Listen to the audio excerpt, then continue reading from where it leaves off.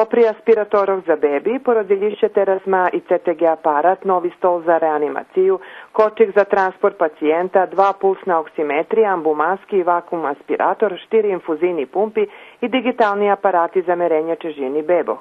Oprema nabavena, дзекујуци средством котрі назбирани през мешани трошки судзења у случајах применјувања институту откладања виновного судзења, такволаного опортунитета.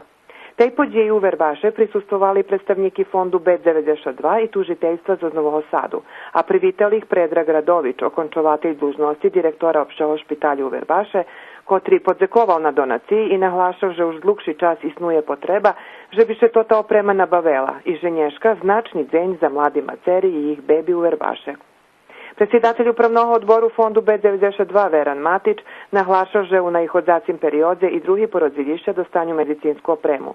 Poneže vše češe pozberat sredstva, povolani i predstavniki z lokalnih samoupravog i podprijenstvom, že biše zjedinjeli i vjedno s fondom B92 u projektu Bitka za porodzilišća našli sredstva kotri budu pridati drugim porodzilišćom.